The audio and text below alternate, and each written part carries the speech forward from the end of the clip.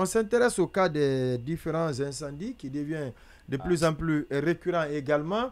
Et entre le président de la transition et son premier ministre, il y a une divergence d'appréciation.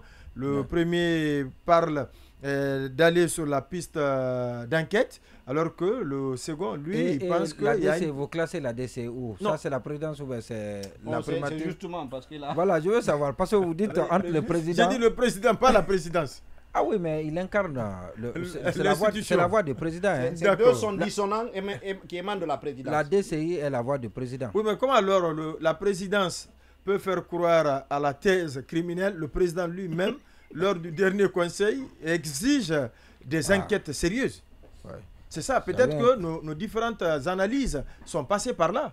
Parce qu'on a interpellé pour dire qu'attention, la DC est en train de glisser, attention, nous ne savons rien, les procureurs ne sont pas sortis, ni le procureur général, ni un procureur de la République pour nous dire exactement qu'est-ce qui se passe.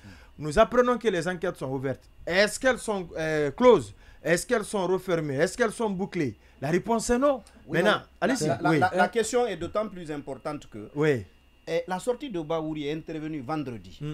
Alors qu'il avait donc pris part au Conseil des ministres jeudi. Bien entendu. Conseil des ministres au cours duquel le président a demandé que des enquêtes se fassent. La question c'est comment le Premier ministre est passé outre cette prudence de la présidence pour lui projeter encore l'option... D'autant plus évident parce que l'éditorial a été diffusé mardi. Il y a eu, ça fait un tollé. Exactement. Les médias s'en sont saisis, ont fait des commentaires, des analyses dessus pour montrer que l'édito a déjà orienté. Alors que bien avant, quand il y a eu l'incendie du dépôt central, le porte-parole du gouvernement sur les antennes de RFI avait écarté la piste criminelle. Oui. Déjà. Oui. Maintenant, l'enquête avait été ouverte. On a eu même Charles Rett qui a dit que... Il est où là? Il est là pourtant. Et il parle du bus là, c'est que tu vas revenir sur ça demain. Oui, allez-y. Donc ça, j'ai un bus, société privée. Oui, il dit ça, on l'a dit, on l'a fait. Je vais revenir sur ça tout à l'heure. Allez-y. Alors, moi, honnêtement, c'est quand j'ai écouté ou j'ai lu les propos transcrits de Bahouri que je n'ai pas compris. Parce qu'il y a une espèce de contradiction qui ne dit pas son nom, même au moment où il s'exprimait. C'est-à-dire, il dit d'une part, hier, le président de la transition, le président de la République, nous a demandé, nous a instruit de mener les enquêtes très rapidement.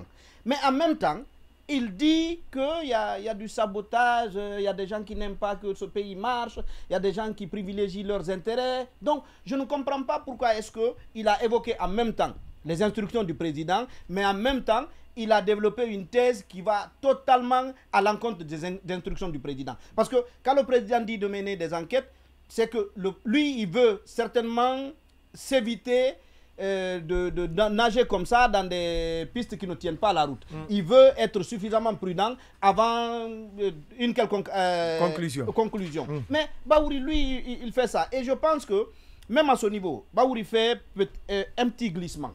Parce que quand il parle des incendies, il fait peut-être subtilement, il va parler de tous les incendies, mais la thèse de la piste criminelle, pour lui, c'est davantage l'incendie de l'entrepôt au niveau de Hamdallaye.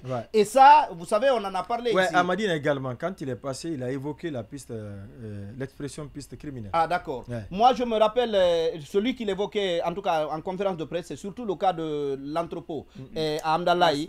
Voilà, exactement, parce que pour lui, c'est parti de l'idée qu'il n'y avait pas de courant. Et que quand l'incendie a éclaté, je pense que c'est la piste, c'est à partir de là, il essaie subtilement de généraliser ça à l'ensemble des